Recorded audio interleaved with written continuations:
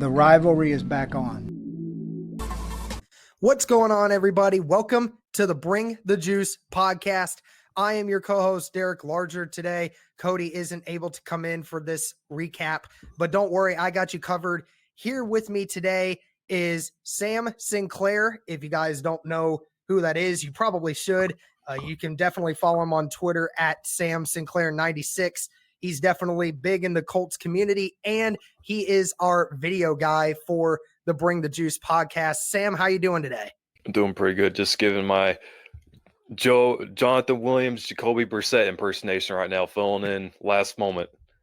All right, sounds good. And we're definitely going to be talking about them today, where for the first time in about 3 weeks, the Colts actually brought the juice this time around. So it feels good to finally say that. Here's going to be your recap today, where the Colts were able to pull off the victory against the Jacksonville Jaguars with a win of 33-13. Kind of crazy, Sam. I tweeted this earlier saying how this was the first game all season that the Colts game has been decided by double digits. And this is the first one where the Colts actually won in that favor. So I guess for all the close games that we've had, it definitely feels good to get that win and win in a pretty good fashion.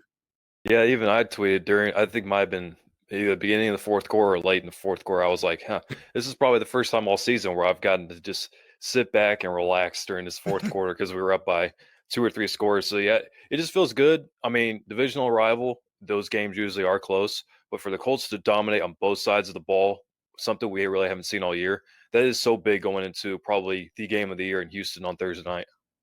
Absolutely. And, taking that win, now we're in a split decision with Houston being for first in the division, but technically we are, since we have the better division record. But you're right. Like you said, it's going to be big Thursday, and we're going to talk about that here soon or later on in the week. But let's go into this game. And I think it's only appropriate that we start with the run game, because I mentioned this as my first key to the victory this week is, can the Colts run the football? Because ultimately, Jacksonville's a very good pass rushing defense, not always the best at run stopping because they're just full of pass rushers, and pass rushers are not always as great at stopping the run. And the Colts were certainly able to take advantage of that. Marlon Mack rushing for over 100 yards before he went down with a fractured hand.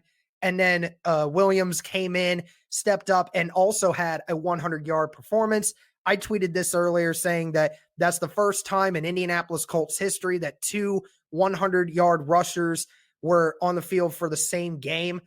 That's crazy to think about, just knowing that. Another crazy stat, the Colts had more rushing yards going into the fourth quarter than Jacksonville had total yards going into the fourth quarter. So it's absolutely crazy to think that this offensive line and this running game, which really struggled over the last few weeks, finally got their mojo back and played really, really, really well. So what was your reaction, Sam, to just seeing the offensive line and just these duo of running backs just do their thing out there? It was such a beautiful thing. It reminded me a lot of the Kansas City game. And after the game Sunday, I'm thinking, wow, we ran for 260 yards, held Jacksonville to just under 200 or 300 total yards of offense. And I thought, this game reminds me a lot of how Jacksonville used to beat us back in the day when we had Manning and, Marvin Harrison, Reggie Wayne. They would just ground and pound on us and get 20, 15 or 10, 15 yards a pop on the running game. And that was us on Sunday. That was us getting those 10 yards per carry. I think we averaged about 7 yards a carry. So that's big. Jonathan Williams averaged 8. Marlon Mack averaged 7. One key, I know you said the running game was important. I thought so too. One key stat I was looking at, Jacksonville was allowing 4.8 yards per rush attempt. That is, that was actually near the bottom of the league, actually. And the Colts were only averaging 4.2 yards per rush attempt on offense. That was 21st. So I thought one of those has to give. Either the Colts are going to have to start running the ball a lot more consistently, or Jacksonville's going to stifle our run offense. And obviously, the Colts offense was able to run the ball efficiently. And one thing I texted Jake, my friend of mine, I said, man, Marlon Mack is like getting to the second level without getting touched. He's getting 5 or 6 yards downfield without getting touched. And those 2 drives to end the half, those are a little questionable. We weren't able to establish the run because we were somewhat in a two minute drill. But I texted a lot of people. I'm like, man, if we could just get back to running the football in the second half, Jacksonville's not going to beat us because we were just absolutely gashing them in the running game. And I mean, it's after the last couple of weeks with the fronts that we've been facing from from the opposing defenses, it was very pleasing to see this offensive line get back on track and have a successful running game. Yeah, and it was really fun to see because, Williams stepping in and doing what he did was phenomenal. Nobody expected that considering, he came into the game with only 3 rushes on the season and, we knew nothing really about him. We saw him in preseason and thought, oh, might get some snaps. Well, here he is having thrown into the pits because 2 of our running backs are down and he stepped in and did amazing. We now know Jordan Wilkins is going to be back. He should be able to go on Thursday. So it's good that even though we're going to miss Mac, we will have at least 3 running backs there. But Sam, with the way Williams was able to run the football, does it give you confidence that, in the few weeks moving forward until we get Mac back, does it give you confidence seeing what Williams and Hines and the others did to Jacksonville? Does it give you confidence that we're going to be able to maintain some kind of run game over the span of these next few weeks? Oh, yeah, for sure. Houston, the last 3 weeks, has given up only 77 rushing yards per game.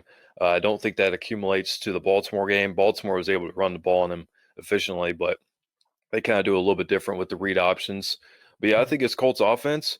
They're not going to have the Texans aren't going to have J.J. Watt this week. They've been gashed in the running game the last few weeks. So, I mean, this Colts offense, if the offensive line is able to create holes for Jonathan Williams, we saw the explosiveness, and he was able to shed 2 blockers. And, of course, we'll get Jordan Wilkins back this week. But another thing I thought, especially early when we lost Marlon Mack around the third quarter, Nyheim Hines started to get a lot more involved. He was starting to get motioned a lot. We were throwing it to him.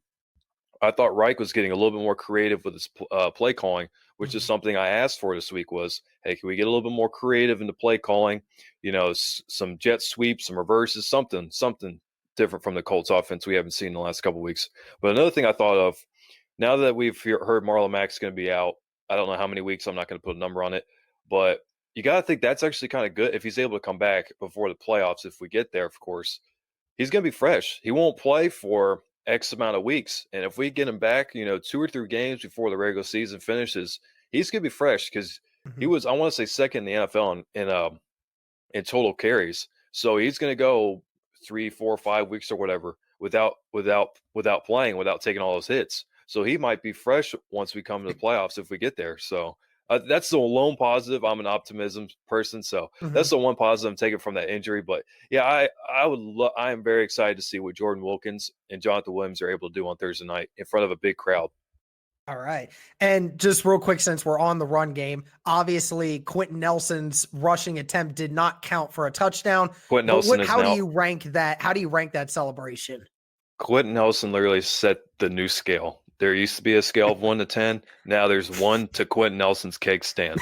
I mean, to choreograph it perfectly with 5 guys over 300 pounds. Plus you got the quarterback, receiver, all the tight ends involved. And it was just so perfect. And Quentin even led us up to it. And Reich even led us up to it. They said after the Texans game, week 7, that Quentin will be back involved in that fullback position. And Quentin said he even has a celebration panned out. So when Quentin when Quentin was in the backfield, I was like, oh, they're definitely giving him this ball. And when they handed it off to him, I didn't care. As soon as he got close to the end zone, I knew it. I thought he scored. I don't care if he was a full yard away or not. I just wanted to see the celebration. And then, of course, at first I didn't understand it. I was just like, what's going on here? And then once they told me it was a kickstand, I'm like, that might be the greatest celebration of all time. I asked the question of, is the NFL going to fine him for that? No, but he's going to get a nice Bud Light sponsorship for that now. Yeah, I definitely would think so. Yeah. All right. All right. So that's great. We talked a lot about the run game, rightfully so. That was the biggest part of today or of Sunday's game.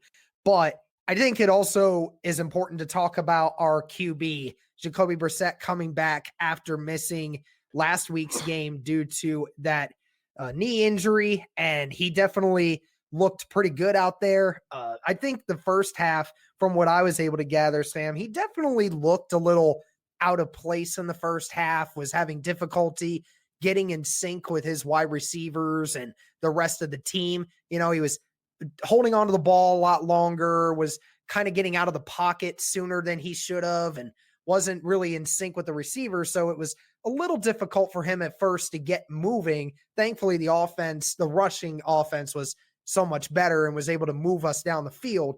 But I think in that second half, he really turned it on. He looked crisp. He looked just pure perfection on almost every throw he made. He had a lot of great ones, and he looked poised, even with that knee messing with him still. He still went out there, laid the moves on some nice runs that he had late in the game.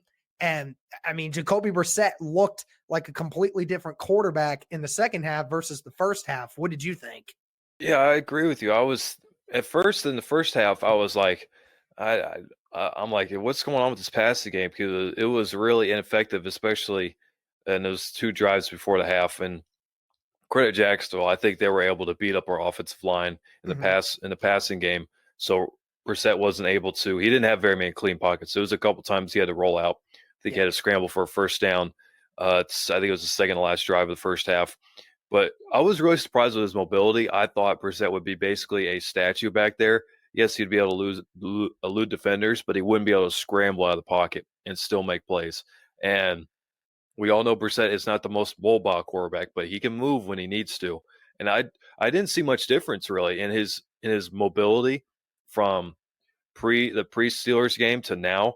Obviously, we saw that rollout. We saw that extended play touchdown to Marcus Johnson where he eluded a couple of guys. He also had the rushing touchdown in the red zone. And of course, like I mentioned, he had that scramble for a first down. So I'm not really worried about Brissett's mobility really at all the rest of the year. We don't face the most ferocious pass rush really for the rest of the year. There's not many fronts against opponents that we have coming up that I'm really scared about. So that was something I really was worried about, was Brissett's mobility and were they going to be able to protect him down low, because the knee is an easy place to hit someone, especially as a quarterback. So I was very pleased with Brissett, especially in the second half. Looks like he's not lingering or anything like that with the knee or anything like that. So yeah, hopefully his pass offense, because they didn't have to do much because of the running game, but hopefully his pass offense could show me a little bit more on Thursday night when we play Houston. Hopefully we get Paris Campbell and Devin Funchess and T.Y. Hilton back. But yeah, I'm not really concerned about the pass offense, because we literally just relied on the running game the whole time. And so we didn't need the pass offense to do anything. Yeah, and I think being in the first half, Jacoby Brissett trying to test out that knee, I think that kind of had a lot to do with it, because when you're still lingering with an injury, even though you still feel like you're good, sometimes it can stick in your mind a little bit. You're kind of, worried about the knee rather than what's going on in front of you. And I think it was a little bit, I think at first it was kind of messing with him a little bit. And then as the first half went along and he went into halftime thinking, okay, so I'm fine. The rushing game's doing well. I just need to stay focused. And then he just certainly looked like a different quarterback. I mean, you really think that maybe the difference from his first half and his second half, what do you think? Was that had anything to do with his injury, or do you think it was something else? I honestly just think it was rust. I mean, you go from, even in the Steelers game, he didn't play much. He played one quarter. And then, of course, he didn't play Miami. I think he was a limited practice all last week in the Miami game. And then I think he was a couple of days this week going into the Jacksonville game. So it wasn't like, and I hate to say it, but when there's players coming back from lower body injuries, sometimes I wish they would just get hit like on the first play in that area, not to get injured, but to get over that fear of, hey, this knee can sustain, this ankle can sustain. So obviously I think Brissett had some rust early on. Thankfully he was able to shake it off in the second half. There was actually one throw, and it won't go down in stat sheet or anything like that, but I texted one of my friends about this. It was a play action, and Brissett had a clean pocket, and he overthrew Pascal by like 10 yards on a comeback route. And I texted my friend, I'm like, this is probably the most inaccurate throw I've seen Brissett make all year with a clean pocket off of play action. And in the second half, he was able to hit those throws. So I credit Brissett, of course, for coming back in the second half, being aggressive, being mobile, of course, relying on that knee and moving the Colts offense and getting them into scoring positions where they were able to score touchdowns. Yeah, and one thing that I absolutely loved from the game was when, obviously, after Quentin Nelson's touchdown got overruled, it's 4th and goal at the 1-yard line. They're without Quentin Nelson in this play, and they're like, okay, we're going to do it again. We're going to get this. And Jacoby just makes the wildest play of the night and makes a miraculous, just threaded needle throw to Johnson and somehow gets this catch. And it was a very low probability catch. And Frank Reich's reaction tells it all. I encourage anyone to go back and look at the end of that and then see Jacoby Brissett and Frank Reich talking to each other and interacting right after. Say whatever you want about Jacoby Brissett. Say whatever you want about Frank Reich. You can not like them. You can love them, whatever you want to. That doesn't matter. The relationship that Jacoby Brissett has with his head coach and his team is just phenomenal, because after that play, you saw Frank Reich and Jacoby Brissett yelling at each other in a great way, just hyping each other up because they were loving that. And me personally, I love that, to know that regardless of anything that's going on, that when Jacoby Brissett makes a play and when the team makes a play, Frank Reich lets them know about it. He lets them know he's got their back. And I love to see the relationship that the head coach has with his quarterback. Well, that's like one of the first times I've actually seen Frank Reich, because usually he's a pretty even keel, collective guy. You don't see him, jump up and down, kind of like what Chuck Pagano used to do, clap all the time and be all hype.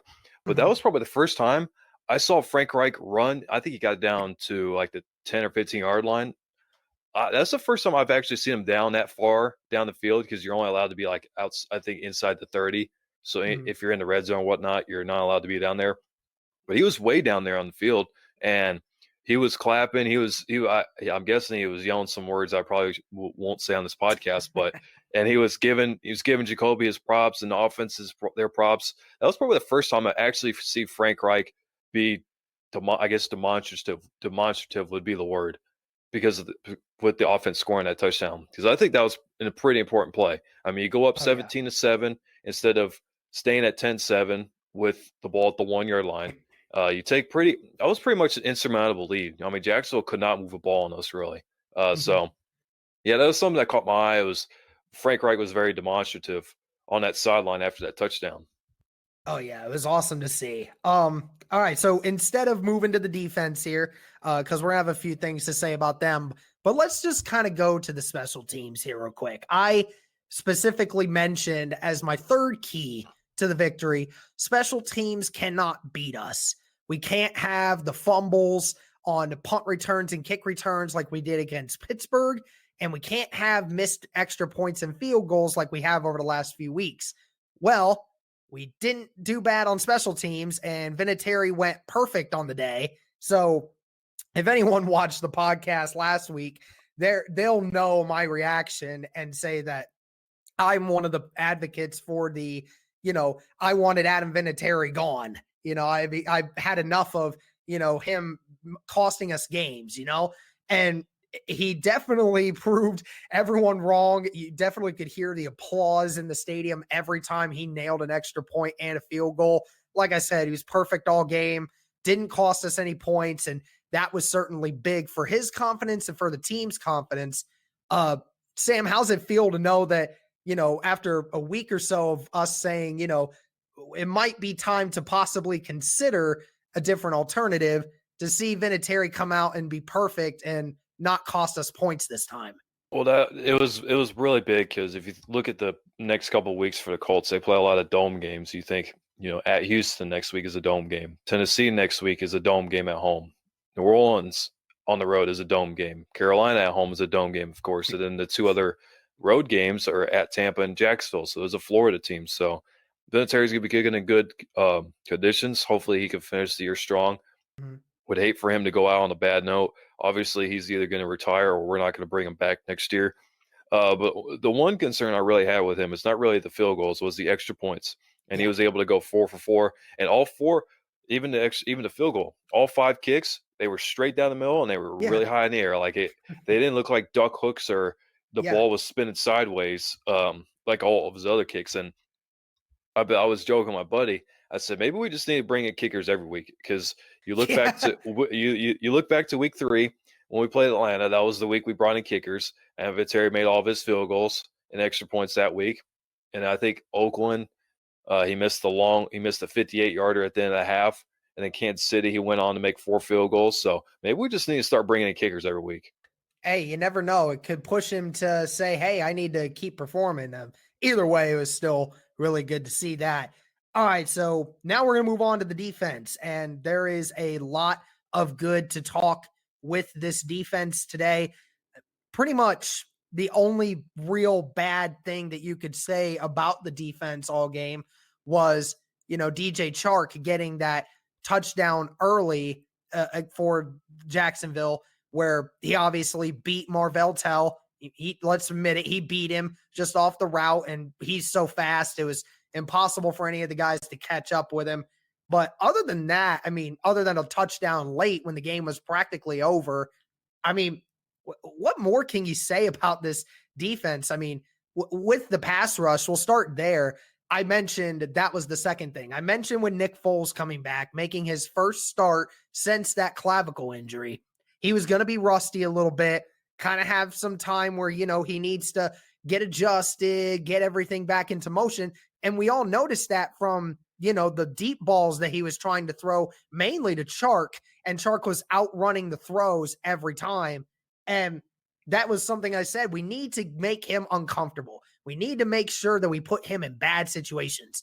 Early, I thought, we didn't do a great job of that early, but as the game went on, we started getting more and more pressure and put pressure on Nick Foles. And that's exactly what I said would happen. If you put pressure on Nick Foles, he wouldn't be as accurate. And he got yards, don't get me wrong, but ultimately, he wasn't able to put any significant drives together.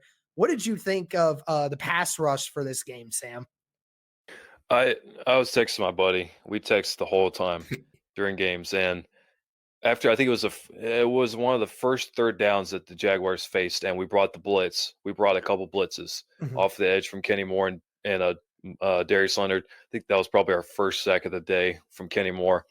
I said blitz him every time on third down, and I'm not a big proponent of blitzing on third down because he leaves you susceptible for chunk plays, and that's something I didn't want the Colts to give up. But that Jaguars offense couldn't hold our blitzes. They couldn't recognize them. Nick Foles really couldn't recognize those blitzes. And really, every time we blitzed on third down, we either got to him or we rushed to throw. And I know there was another one where we didn't get to him, but I think Darius Leonard was in the vicinity and made Nick Foles throw an awkward throw. Lee Cooker made the deflection. That was early in the game. But yeah, like you said, DJ Chark, I have never really seen DJ Chark. This has been his coming out year this year, and I could see it. That guy is talented, and I will be the first on this podcast to say he is a very talented receiver. He is probably going to be a problem for us Colts for the next couple of years that he's here in Jacksonville, because that guy is good. And the way he was able to get separation on that deep in route from Marvell Tell. And Marvell Tell has been someone that's been playing well recently. You guys said it on your podcast last week. I said it on mine last week too, that Marvell Tell has been playing great. He almost had that interception of Nick Foles on Sunday, but you got to give Chark his props. Good players make good plays. It's simple as that. Brock Ya-Sin made an interception late in the middle of the game, which probably got all Colts fans hyped because it's about time Brock Ya-Sin got an interception. But like I said, good players make good plays. DJ Chark, he had 8 catches for 100 yards and 2 touchdowns. One of the touchdowns is late in the game, but that one touchdown, that's just a good player making a good play. He makes a good route, breaks it off, cuts in the middle, leaves about 10 yards of separation. Lee Cooker makes a bad tackle angle, and they score a touchdown. You live with it. You just try not to give up those chunk plays and those big plays consistently, like the Colts didn't do on Sunday. And I'll look at the run defense. Man, this run defense is totally turned around. Over the first 4 weeks, they gave up over 130 rushing yards per game. I don't know what it's been over the last 2 weeks, but I know like over the last 4 or 5 weeks, they've been giving up like 50 something yards a game. Yeah, it's right around 90 yards. It's not much at all. And I got to credit this run defense. And it's just weird to see that the Jaguars, even though they went down 17-7 in the third quarter, they threw 47 times and only ran 9. That's just Yeah. ridiculous that they went completely away from the running game. Yeah. And I know Leonard Fournette's not the most explosive back, but that's a guy that you got to give touches to because he's going to tire out that defense. And that's something I worry about with big running backs is, Leonard Fournette, Derrick Henry, those guys are almost as big as our linebackers. So if they continuously run at us, it's going to tire us out eventually. And Yeah. I mean, thank you, Jacksonville, for going away from the running game because that Right. played right into our hands. Yeah, and especially since it was working early. I mean, Leonard Fournette was running the ball with fury and was getting 6-7 yards a carry because he was just carrying guys. I mean, it does seem very odd that Jacksonville just decided to go away from the rush defense. But again, like you said, we'll take it. To definitely go ahead and do that from here on out. I don't mind it. And here's the thing with this defense. I mean, it's kind of the same thing as last year, honestly, where this defense went from an average at best defense to No, now one of the better defenses in the NFL when you look at it from a total yard standpoint and total points given up. I mean, it's phenomenal what this defense has been able to do, especially with, what this whole team has been able to do with the injury situation the way it is. Not many other teams in the NFL that are dealing with injuries the way the Colts are right now. And say however you want about how we're winning games. We are winning games without a lot of our best players, and especially having Pierre Desir out for now his 4th straight game. It really does stink to see Desir do that and a couple of other guys keep getting injured. But I mean, what can you say about the playing time that some of these young guys are getting? Marvell Tell, Rocky Sin, Kahari Willis, Bobby Okereke, these guys just getting lots and lots of playing time. They already look pretty good. I mean, they're not great right now, but they're looking pretty good. They're on the scale up. So how big is it right now, Sam, that these young rookies and these young second-year guys are getting all this experience right now? I mean, you gotta take advantage of them while they're cheap. As a lot of people say, take advantage of them while they're young. You got to take advantage of them while they're cheap. I mean, if Rocky Sin, Kari Willis, Bobby Okereke, Marvin Till, if those guys turn out to be good players, you've got to take advantage and play them as much as you can while they're cheap because eventually you're going to have to pay them. I am dreading the day that we're going to have to pay Darius Leonard and Quentin Nelson number one money in their respective positions because I know it's going to be expensive, just like Malik Hooker soon, and probably. I'm thinking of someone else. Probably Jacoby Brissett will be top 5 money. It stresses me out how much money we're gonna have to spend on all these young players. But it's a good problem to have. I mean, it's good to have so much abundance of talent that you're having to spend so much money. And we've been saying that for the longest time. There's the reason Chris Ballard's not spending that money is because he knows in a year or two he's going to have to pay those guys, like you said. Yeah, and I look like you. I'll go back to the run game real fast. You talked about how Leonard Fournette was going big. The first carry, he actually went for 10 yards.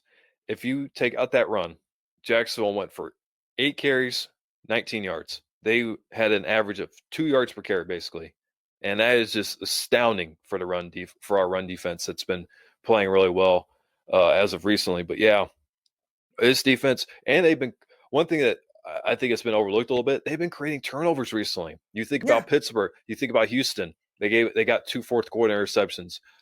Denver, I want to say they forced a turnover against the Pittsburgh Steelers. They had a game. They had I don't want to say two turnovers.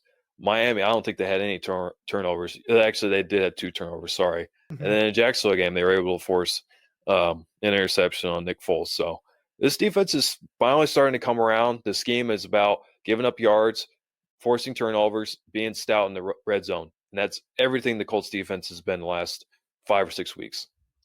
Yeah, and speaking of the new faces, we've seen so many different guys on this defense over the span of this season. Justin Houston is now on pace to have 12 sacks on the year, which would be his highest sack total since his 22 sack season over 5 years ago. And, you have Kahari Willis that had to step in place of Clayton Gathers. He's done phenomenal. Marvell Tell having to come in and play corner with Pierre Desir coming down.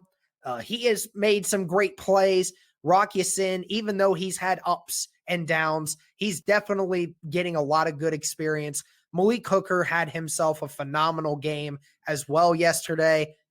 What is there anyone on this defense that has really stood out to you, like actually like done better than you could have ever anticipated them being? Probably Kari Willis. And even though I said back in May that he would be a starter eventually, I just didn't think at I did not think. I thought he'd be the extra safety in the box, extra linebacker in the box, like what Clayton Geathers used to, what is really.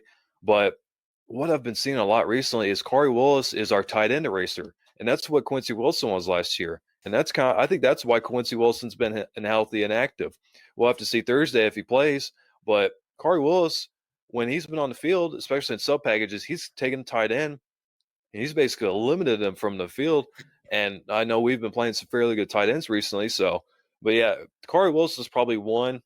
I think Justin Houston recently, of course, he's been stout in the running game on that left side. The left side is not particularly your run defender, but he's been able to get he didn't consistently get to Nick Foles, or he didn't consistently get sacks on Nick Foles, but he was constantly on his lap on Sunday. Yeah. And I'm going to be very interested to watch him and Laramie Tunsil on Thursday Night Football. I'm going to be very interested to see how they do. And one question I'm going to have for the defensive line, because I think outside of really Justin Houston, Bandigo has flashed at times. The rest of this defensive line needs to step up. We're playing a very bad Texans offensive line that absolutely got demolished against the Baltimore Ravens on Sunday. This defensive line, and I'm really looking at Danico Autry specifically. He needs to step up. Autry has had 2 sacks all this year, I think, or 2.5. And that was all came in the first 2 weeks. He has done, I wouldn't say he hasn't done nothing, but he has had little impact the last month or so. So I want to see Danico Autry get back into get on Deshaun Watson, get some sacks, get some hurries, force some turnovers. And that's just one major key I'm looking at Thursday against the Houston Texans.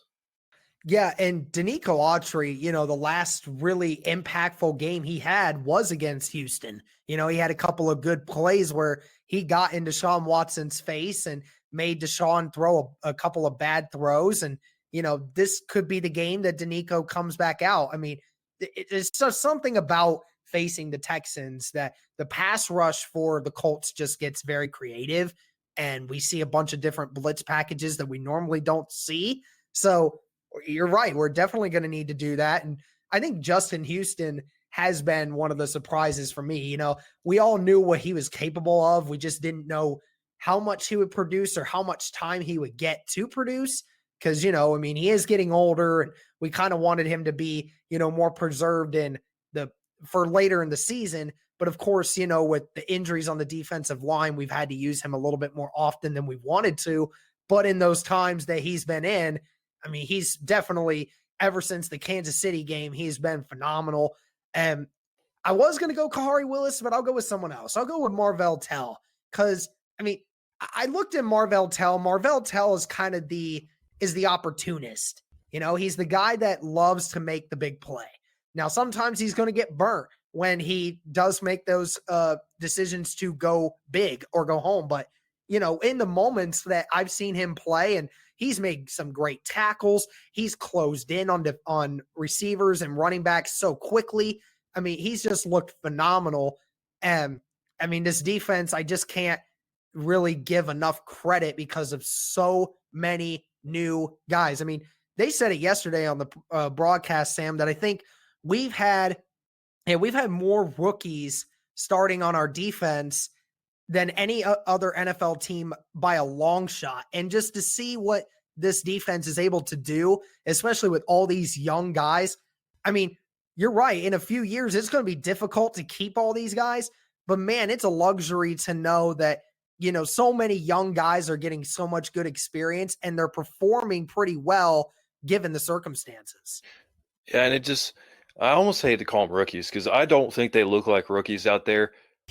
Early in the year, they were out of position, but I think we got to give major props to Matt Eberflus. He was able to help these rookies, develop these rookies, keep them in position. And we look at Marvel Tell. He was in position, and I really thought he had the interception. I was about to jump out of my seat because I've been a big Marvel Tell fan the last couple weeks. And I'll be honest, the first week or two when he started out there, I was like, oof, is it gotten to this point where we're starting Marvel Tell out there at corner? But just because, he's transitioning from safety in college to corner. I don't think he's the prototypical size. I'd like to see him add a couple pounds.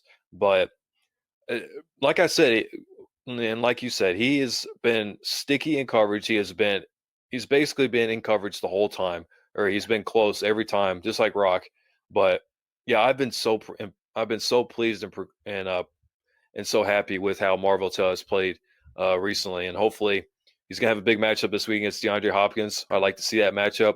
I think Hopkins wins that more times than not, but we'll have to see what Marvel Tell does. Yep, and it's definitely going to be the short week. We're definitely going to get this up here soon, and we will definitely have a preview for you sometime on Wednesday and Thursday in regards to the Colts and Texans game. The injury report's going to be a little crazy these next couple days, but you just sure know that Sam and I will be keeping an eye on that. So, can I have one thing about the injury report? Yeah, sure. Go ahead. Take it with a grain of salt. These are all walkthroughs. Like, these are just random guesses at this point. Mm-hmm. I mean, they're literally going to do walkthrough Monday and Tuesday. That's it. And then they're going to fly to Houston on Thursday. So if a player says DNP, I wouldn't take much into it. Just know that Devin Funchess and T.Y. Hilton could play. Jordan Wilkins should play. And Malik Hooker and Kari Willis, or not Malik Hooker, Marlon Mack and Kari Willis are not playing. That's all you guys should know. I wouldn't freak out about how long the injury report is. Just take it with a grain of salt, because it's just a guesstimation at this point, because they're playing on such a short week and they're going to Houston. Yeah. All right, so that's going to do it for the Bring the Juice podcast. We hope you guys enjoyed. Like I said, we're going to get this up here soon, and we will have some other previews coming for you here soon. Thank you so much, Sam, for coming on and doing this with me. Did you have any final words?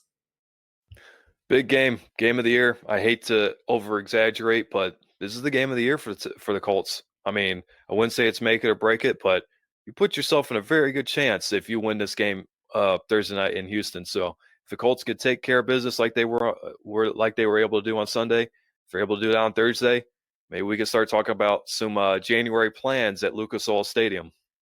That'd be great. Well, one more game, just one more reason to go 1-0. All right, that's going to do it for this one. Thank you guys so much, and go Colts.